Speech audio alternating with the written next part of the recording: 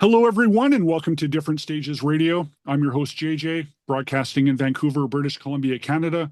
And on today's show, we have for you from froggy death doom band QAALM, who are about to release their sophomore full-length album, Grave Impressions of an Unbroken Arc, on November 1st on Hypaethral Records. Please welcome my guest, Dave Ferrara. How are you? I'm great. How are you That's doing? awesome. I'm doing well, thank you. I see you're all set up in your studio there. I am in the studio working on a couple other projects and trying to get some drums tracked for a few things as of late. I work with a bunch of different things here in Los Angeles. Keeping busy is good. Always. And keeping in practice is good, especially for that calm stuff, because it's tricky. No doubt. And long. Yeah, it's tricky and long, correct. Tricky and Yeah. long. Because you have 4 tracks on the upcoming album, like full-length album. So these are long, long tracks. Mhm. I would say I feel that it's a fairly big departure from the debut album, Resilience and Despair. Would you say that's fair? I feel I like would say maybe it's a bit more very, direction and focus this time around. very different in the way that the way we made the record. We Okay. made this record completely differently. This time, basically, for the most part, Henry and I in this very studio, in this room, for about 6 to 8 months, just built riffs.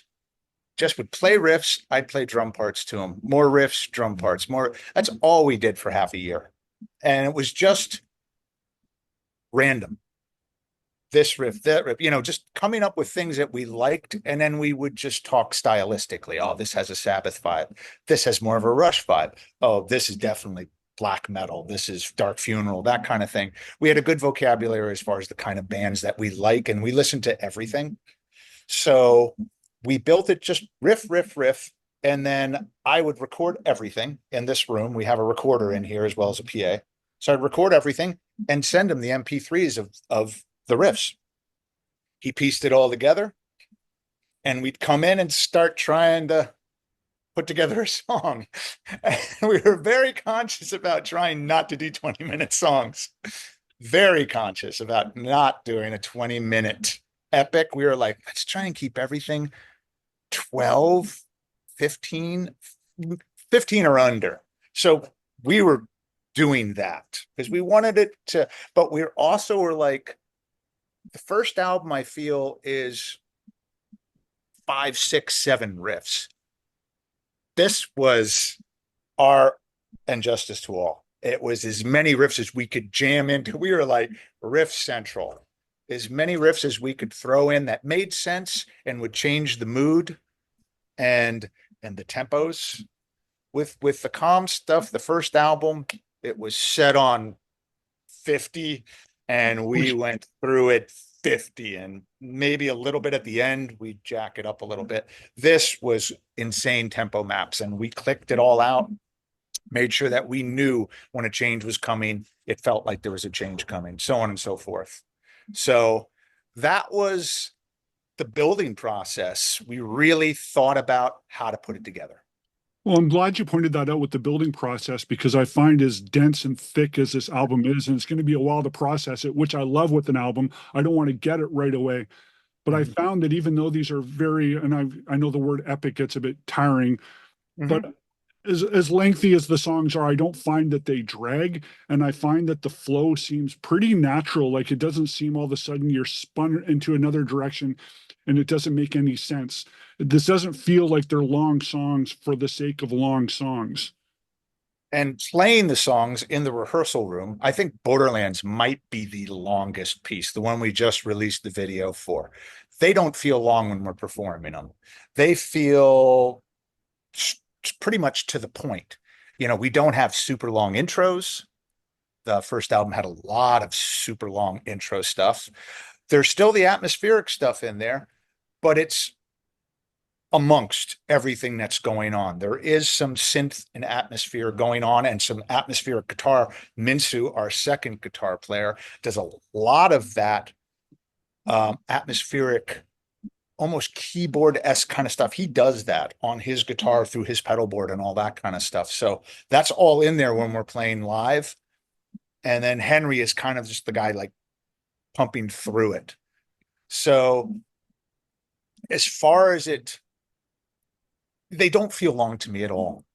I mean, especially the Hangman's Lament, which we did as the first single off the album, that to me feels like a 6-minute song. I mean, that's just plowing through one change after another, everything from Morbid Angel-esque kind of things to black and death metal, and even some rushy kind of stuff in there. Huh? So you're engaged. For me, I'm engaged for as long as that song is, 9, 10 minutes.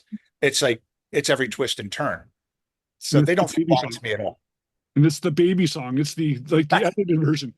yeah, It's that's only the 9, 10 minutes. short. Yeah. Yeah, that's the short one. And I think that's kind of what we would be gearing towards for the next record. We want to keep them down even further, more riffs, more motion, maybe a little more speed. That's another thing that came in with the new album. Speed. We've got Oh yeah. basically a shit ton of double kick drum going on now. Yeah. And that wasn't happening with the first record at all. So now there's double kick almost constantly in some songs, which is all me, but they love it. They wanted it. They wanted more double kick. And I was like, hell yeah, let's have more double kick now. Sure. Which is cool. But I'll say too, I like that it's a bit subtle, I find at times. Like it's there, you know it's there, but it's not disguising other things, and it doesn't seem like it doesn't have a purpose. Like it has a purpose. It's there for a reason and it fits. We're not running and gunning with that whole trigger scene, you know, where it's just like the kick is the loudest thing on the record. No, no, no, no, no. Don't want anything to do with that. I want it to be a guide, but when you go to double kick, it should be a statement, a heavy statement, and then get out of the way. Get out of the way with it or groove with it, things like that. There's different ways of doing it. And I think what we did with the second album is tasteful. It wasn't over the top. It's just like double kick, blast, blast, blast, double, you know, it's like, here's where it should be. And again, that all goes back to the rehearsals in this room, building riffs. Should there be double kick against this riff? No. Should there be double kick against this half of the riff? Absolutely. Bring it in there. And our tempos are still down, but when we double kick, then they double. So if we're operating at 75 now, all of a sudden we're at 150 with the doubles and stuff like that. And I feel nothing's too fast. Everything's totally controllable and totally execution. You can execute it without the triggers and without any messing around. Even the blasts aren't super fast, so you feel them. They're not like hyper blasts where it's just like, whoa, what the hell is going on back there? You can kind of just feel it sounds human. Well, totally. And that's what I love about the album sound right away, how organic and that earthly feel to it. And I wanted to ask about how it was working with Zeuss. Was he able to help you a lot get those sounds? And did he help you with any advice directionally with tracks? Here's the way that went down. We tracked everything here in Los Angeles at another studio with Paul Fig. Paul Fig did the drums and the rhythm guitar in a room, microphones, the whole deal, nothing crazy. Paul was the guy that got the sounds of the drums initially, that raw organic sound. And then all the guitars, all the rhythm guitars were done in that room live, not with me in the room, but then they tracked everything against the drums.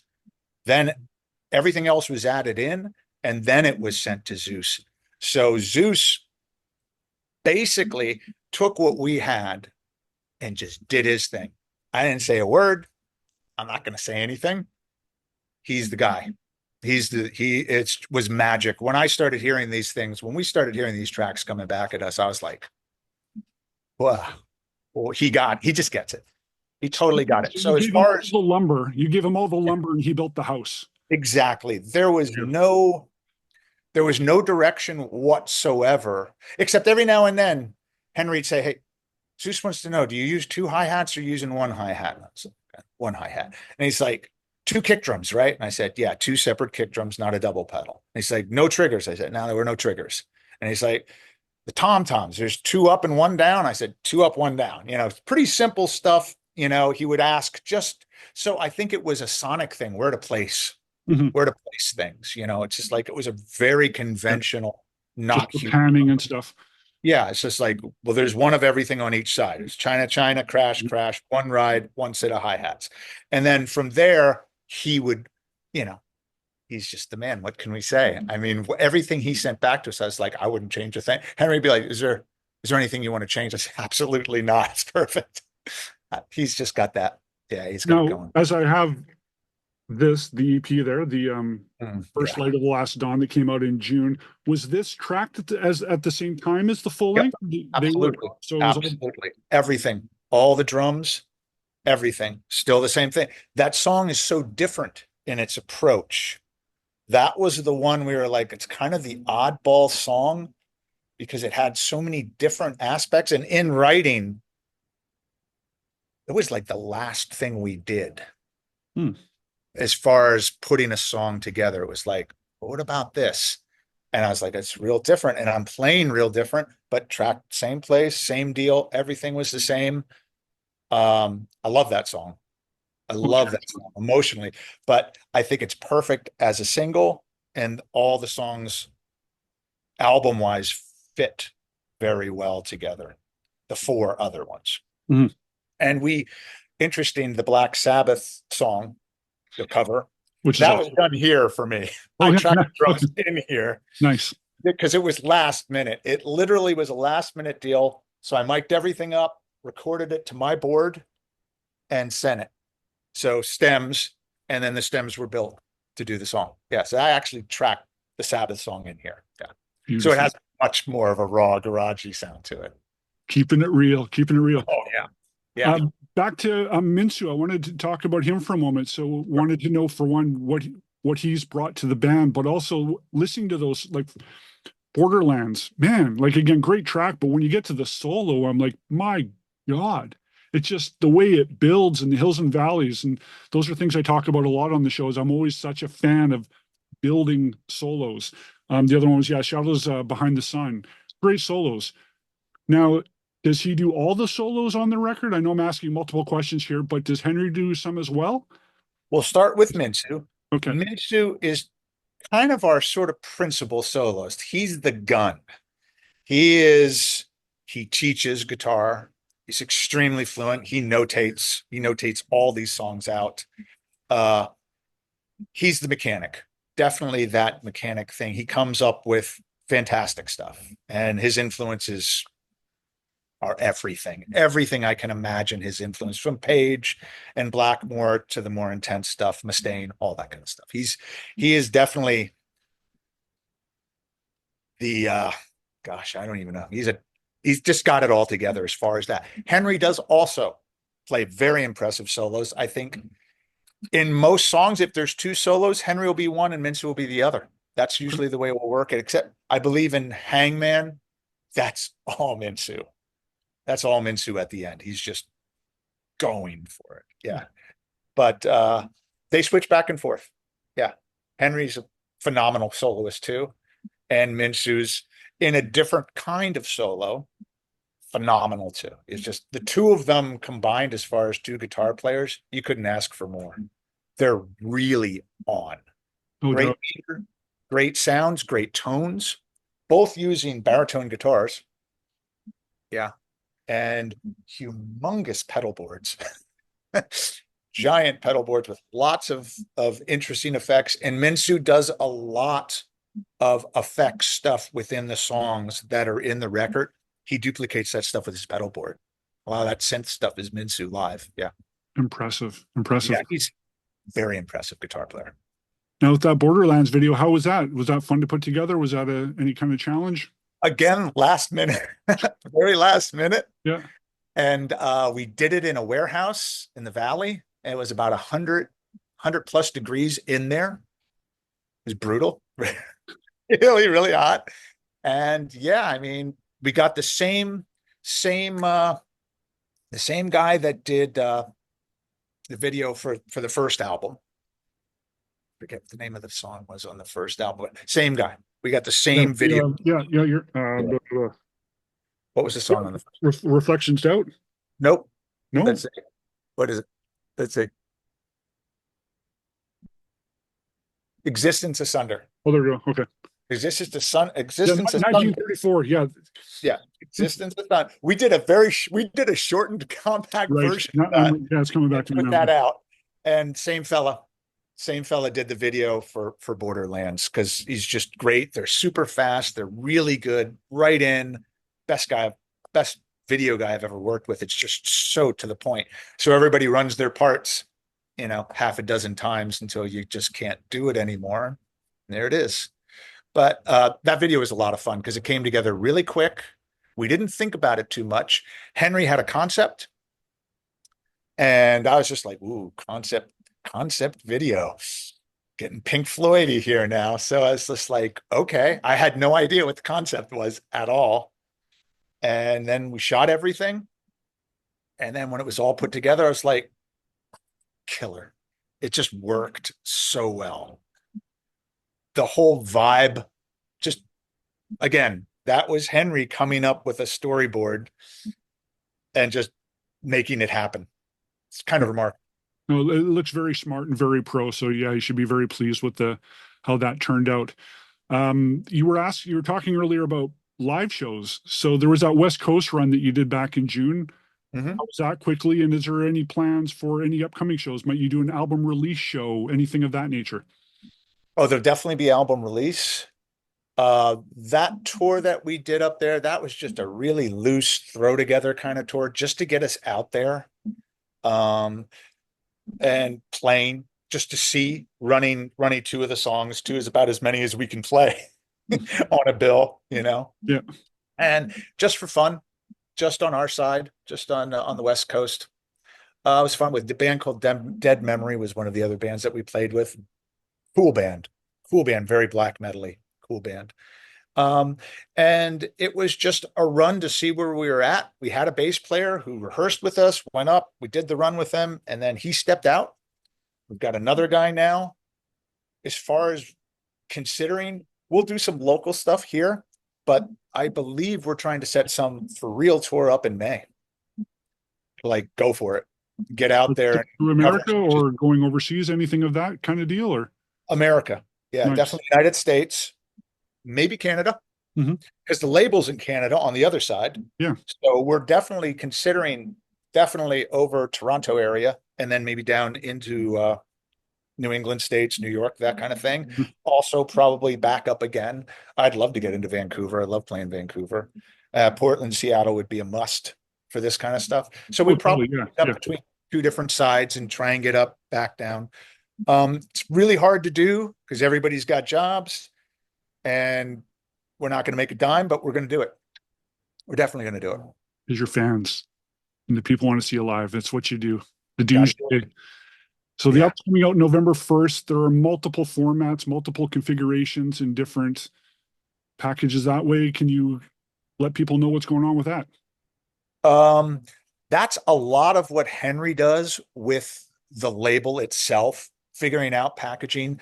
And we came out with a really cool t-shirt. That's a one-off just for this album. Again, hired some artists to come up with some really cool stuff. As far as packaging and what's with what, that's definitely all Henry. He's the brainchild of that because he's a collector. He knows what he likes. He knows. He knows what he likes and he knows what he wants a band to do. So he does that with us. It's just like, oh, we're going to do the pin. We're going to do the box. We're going to do the patch. We're going to do this kind of thing, this t-shirt. So there's going to be a lot of very one-off kind of stuff where it's like this release gets this t-shirt, this patch, this pin. There's going to be probably colored vinyl, I would imagine. Well, there you go. I'll help you out. There's the Radiant Sun version, only 100 copies, which I've ordered myself. Yes. As well as only 100 copies of it on black vinyl. There are CDs. And there are multiple configurations as far as packages goes. So I will help you out and advise people to go over to your Bandcamp page, right? The High Pathro Records Bandcamp page, and you can order things directly.